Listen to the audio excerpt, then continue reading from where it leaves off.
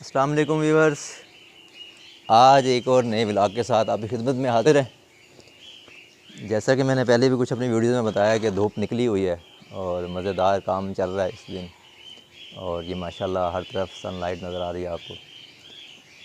तो अभी कुछ जेन्युइन प्रॉब्लम चल रही हैं। जो हमारी मुल्क की इंडस्ट्री है वो तो हमारी सियासतदानों ने और दूसरे कह सकते हैं कि लोगों ने तबाह कर ही दी है, लेकिन अभी लब्बड़ इंडस्ट्री को भी चंद लोग जो है ना ख़राब करने लगे हुए हैं। जितना भी लब्बड़ है या जितने बर्ड्स हैं पाकिस्तान से बाहर से ही आते हैं, इम्पोर्ट हो गए आते हैं। तो बर्ड्स को इंपोर्ट करना कोई बुरी बात भी नहीं है, और इम्पोर्टर भी को हम नहीं कह सकते कि वो बुरे हैं, लेकिन कुछ प्लान की जो है ना कमी है।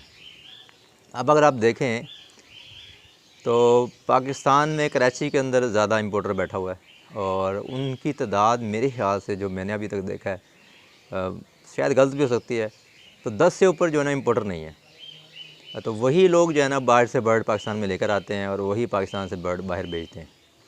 और इनमें कुछ कुछ लोग जो हैं वो टेक्सटाइल्स का से भी उनका ताल्लुक़ है कि वो जो अपने बहरी जहाज़ के ज़रिए कपड़े वगैरह या बाकी चीज़ें बाहर भेजते हैं, तो उन्हीं के साथ वो बर्ड भी भेज देते हैं। क्योंकि पाकिस्तान से बाहर बर्ड भेजने का जो है वो, और लाने का, बाहर भेजने का और बाहर से लाने का, तो अभी तक कोई जो है ना इन्होंने तरीक़ाकार नहीं बनाया। तो मतलब है कि लीगल वे कोई भी नहीं है, कानूनी तरीके से कोई भी बर्ड ना आ रहा है ना जा रहा है, तो इल्लीगल वे जो है इस्तेमाल किया जाता है बर्ड्स को लाने ले जाने के लिए। तो ये चीज़ें ऐसी हैं जो बहुत से लोग शो भी नहीं करते, लेकिन बहरहाल क्योंकि अब मैं जैसे बता रहा था कि जो लव इंडस्ट्रीज़ के अंदर लोग हैं, तो उनमें जो लोग इंपोर्ट करने वाले हैं वो 10 से 12 हैं, और जो लोग ख़रीदने वाले हैं वो हज़ारों में लाखों में हैं। अब ये गेम क्या हो रही है, थोड़ा इसको आपने समझना है, और इसको समझने के लिए फिर आपने अपना तरीका कार जो है अपनाना है, सब फार्मर ने अपनी सोच के मुताबिक। ज़रूरी नहीं है कि जो मैं बात कर रहा हूँ तो वो 100% ठीक है और उसी के मुताबिक आप चलें, वो फ़ैसला करें। हर आदमी की अपनी एक सोच है, लेकिन मैं जो असेस कर रहा हूँ, मैंने जो एजुकेशन हासिल की है, तो उसके मुताबिक मेरे जहन में क्या बात आ रही है मैं वो शेयर करना चाहता हूँ।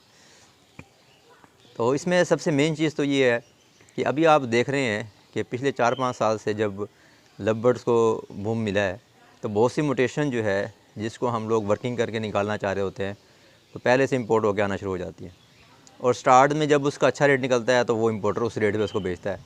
बाहर से वो बर्ड सस्ता लेके आता है, क्योंकि ये क्वालिटी का बर्ड नहीं होता, और उसने हम हर बंदा चाह रहा होता है कि बर्ड्स को जो म्यूटेशन नहीं आ रही है वो ख़रीदी जाए। न्यू फेंसर्स भी हैं इसमें, कई सरमायादार भी आ गए हैं, और कई छोटे जो फार्मर हैं, बिल्डर हैं, जिनकी अप्रोच जो है वो यूरोप तक, इंग्लैंड तक, या अच्छे मतलब है जो बिल्डर हैं, फार्मर हैं दूसरे कंट्रीज़ के, वहाँ तक नहीं है, वहाँ से बर्ड मंगवा नहीं सकते। जैसे कह सकते हैं कि मेरी भी ऐसी कोई भी अप्रोच नहीं है कि बाहर से बर्ड मंगवा लूँ। तो लाहौर कराची के लोग मंगवा लेते हैं, चंद लोग ऐसे हैं जो पुराने फार्मर बिल्डर हैं वो मंगवा लेते हैं। तो हमारी मजबूरी होती है कि हम इन इंपोर्टर से बर्ड ख़रीदें। क्यों, उसकी मजबूरी की वजह क्या है? वैसे तो हमें चाहिए कि हम लोकल बर्ड ख़रीदें, और मैं यही सजेस्ट करता हूँ कि जितने नए लोग हैं बशमूल मेरे, हमें जो है वो लोकल ब्रीड ही ख़रीदनी चाहिए। लेकिन लोकल ब्रीड हम लोग क्यों नहीं ले रहे, और उसकी वजह से क्या नुकसान हो रहा है हमारी पाकिस्तान की इंडस्ट्री को?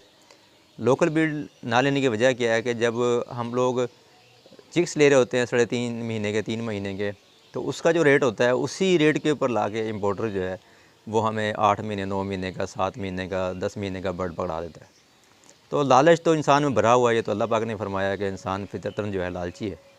तो अब हम क्या करते हैं कि क्वालिटी नहीं देखते, और हम कहते हैं अब ये बड़ा होगा और उसके बाद ब्रीड करेगा, तो उस वक्त तक रेट डाउन हो जाएंगे, तो क्यों ना हम ये बर्ड लेके अपने पास ब्रीड करवा लें, और हम भी उन ब्रीडर के साथ, फार्मर के साथ शामिल हो जाएं।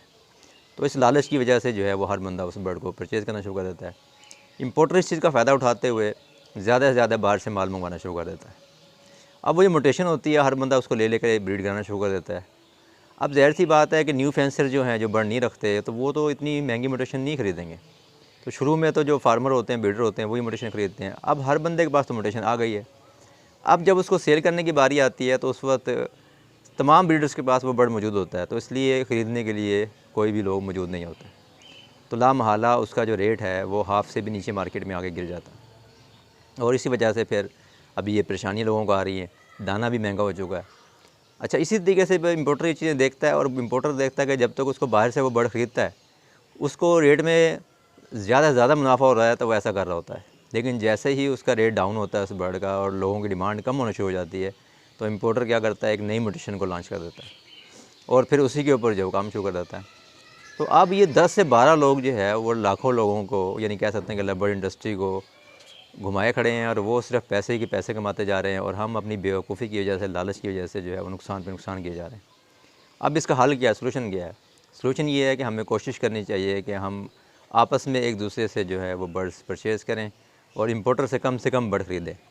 मैं ये नहीं कह सकता कि आप बिल्कुल ना ख़रीदें, क्योंकि मजबूरी भी होती है, जिस बंदे को बर्ड नहीं मिलता आम मार्केट से उसे लेना पड़ता है। तो जब इम्पोर्टर का बर्ड रुकेगा, उसका आते फ़ौरन सेल नहीं होगा या सेल होने में टाइम लेगा, तो ला महला उसके पास कुछ बर्ड मरेंगे वैसे, मोर्टेलिटी आएगी, उसमें प्रॉब्लम्स आती हैं। जैसे जो अच्छी क्वालिटी का बर्ड नहीं होता ना, तो इसमें बीमारियाँ बहुत ज़्यादा आती हैं। तो बाहर का जो बर्ड है, इंपोर्ट का बर्ड है, इसमें पॉक्स मिलेगा आपको, इसमें साल्मोनेला का प्रॉब्लम मिलेगा, इसमें पलियोमा वायरस मिलेगा। यानी अगर ये 16 अंडे देगा ना, तो बड़ी मुश्किल से आपके पास 2 या 3 बच्चे बचेंगे। लेकिन जो लोकल ब्रीड होगी उसमें अगर 16 एग आ रहे हैं, तो आपके पास 10 से 12 जो है वो बच्चे सर्वाइव कर जाएंगे। तो इस तरीके से हमें कोशिश करनी चाहिए कि इम्पोर्टर को थोड़ा सा रोकें, ठीक है, उनसे कम बर्ड ख़रीदें, मजबूरी में ही ख़रीदें, ताकि जब वो उसके पास बर्ड रुकेगा, सेल नहीं होगा, तो ला महला वो रेट डाउन करेगा। तो जब रेट डाउन होगा तो उसमें तमाम ब्रीडर का, पूरे पाकिस्तान का, सब का फ़ायदा होगा। कोशिश करें कि ज़्यादा से ज़्यादा बर्ड, इम्पोर्टर से भी गुजारिश है कि वो एक्सपोर्ट करे, मुल्क से बाहर लेके जाओ, ताकि पाकिस्तान में पैसा आए। तो अब ये क्या होता है कि एक तो पाकिस्तान से बाहर पैसा जा रहा है, दूसरा फिर चंद लोगों के पास पैसा आ रहा है। तो पूरी इंडस्ट्रीज़ के अंदर पैसा रोटेट करना चाहिए, जिससे हर बंदे को फ़ायदा होगा। तो थोड़ा सा जो है, जिस तरह इम्पोर्टर्स और बड़े लोग जो है वो दिमाग लड़ाते हैं, चाल चलते हैं और उससे फ़ायदा उठाते हैं, तो हमारे फार्मर को, आम बिल्डर को भी थोड़ा सा अक्लमंदी का मुजाहरा करना पड़ेगा, ताकि जो है वो बर्ड अच्छे तरीके से वो सेल कर सके, उसमें उनका फ़ायदा हो, नुकसान ना हो। अच्छा, अब दूसरी चीज़ें देखें कि जो इम्पोर्टर है ना, वो एक्सपोर्ट भी करता है, खाली वो इम्पोर्टर नहीं है। अभी पिछले दिनों जैसे जाल का बाइकाट चला हुआ था, जाल बाइकाट, मैंने भी इस पर एक वीडियो बनाई। तो जाल बाइकाट ये भी ठीक है, लेकिन जाल वाले जो फ्रंट पे है ना, जहाँ तक मेरी अपनी एक सोच या राय है या मेरे एक आइडिया है, तो वो तो बेचारे आम लोग हैं, वो तो सिर्फ बाहर आके बैठ रहे होते हैं और पैसा लेके जो है वो बर्ड परचेज़ कर रहे होते हैं। वो तो बेचारे खुद बुरे नहीं हैं, उनके पीछे सरमायादार लोग जो एक्सपोर्टर और इम्पोर्टर हैं वो काम कर रहे होते हैं। तो हमारे यहाँ जो इम्पोर्टर है ना, वो एक्सपोर्ट भी करता है, वो बर्ड एक तरफ से लाता है, दूसरी तरफ ले भी जाता है। तो वो दोनों तरफ से जो है वो अर्निंग कर रहा है, दोनों तरफ से कमा रहा है।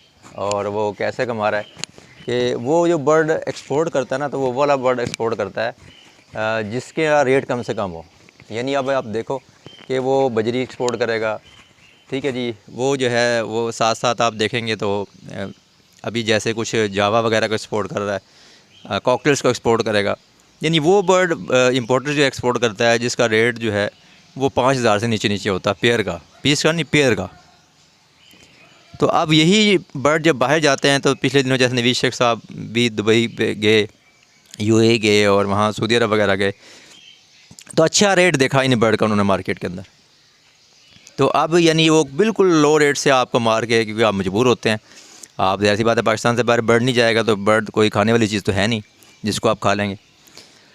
तो इसलिए फिर आपको कोशिश यही करनी चाहिए कि प्लान से चलें, एक्सपोर्ट के लिए भी कम से कम बर्ड दें और इंपोर्ट के लिए भी कम से कम ख़रीदें। तो जब आप कम बर्ड्स निकालेंगे ना एक्सपोर्ट के लिए, तो उसमें भी फिर ये होगा कि जो एक्सपोर्टर होगा वो उसका रेट बढ़ाएगा अपना प्रॉफिट अर्न करने के लिए, क्योंकि वो जितना ज़्यादा बर्ड भेजेगा उसको उतना ज़्यादा कार्गो रेंट पड़ेगा। तो अब ये थोड़ी सी सोच के साथ हम सब लोगों को चलना होगा, थोड़ा सा सब्र का मुजाहरा करना होगा। और ये रेट लिस्ट पे लेके जो आपस में खींचातानी चल रही है, और जो न्यू फेंसेस हैं और जो बिल्डर हजरात हैं, ये एक दूसरे की टांग खींचने लगे हुए हैं। म्यूटेशन को लोग, जिनके पास कमर्शियल बर्ड लगा हुआ है वो म्यूटेशन को बुरा कह रहे हैं, जिनके पास म्यूटेशन है वो कमर्शियल बर्ड को रोलने के चक्कर में लगे हुए हैं। तो आपस में ना मिलजुल के चलें, इसी में हम सबका फ़ायदा है। और मैं ये समझता हूँ कि फ़ेसबुक पे आके जो लोग ऐसी बातें कर रहे होते हैं, इनमें से ज़्यादातर ब्रोकर ही है, जो कि एक्सपोर्टर और इम्पोर्टर के ही हाथ हैं। तो कोशिश करें कि बर्ड ज़्यादा खुद सेल करें, सोशल मीडियाज़ पर आएँ, अपने अकाउंट्स बनाएं, आपस में अपने राब्ते मज़बूत करें, और एक दूसरे को मज़बूत करके ही हम इस इंडस्ट्री को भी मज़ीद बूस्ट कर सकते हैं और अपने आप को भी अच्छी अर्निंग की तरफ ला सकते हैं। तो इस बर्ड्स की, तमाम बर्ड्स की, सिर्फ लव बर्ड्स की नहीं, प्रमोशन के लिए काम करें हॉबीज़ के लिए काम करें, पाकिस्तान से एक्सपोर्ट करें इसको, ताकि बर्ड बाहर जाए तो हमारे मुल्क में पैसा आए, हमारे पूरे मुल्क का फ़ायदा हो। सिर्फ़ अपनी ज़ात के लिए ना सोचें, पूरे मुल्क के लिए सोचें। हमारी सोच इज्तिमाई होनी चाहिए। इनफरादी सोच लेकर चलेंगे तो काफ़ी अरसे नहीं चल सकते। तो मिलेंगे नेक्स्ट वीडियो में, तब तक के लिए इजाज़त दीजिए। दुआओं में याद रखिएगा। अल्लाह ताला आपको खुश रखे, खुश रहें, आबाद रहें। पाकिस्तान ज़िंदाबाद।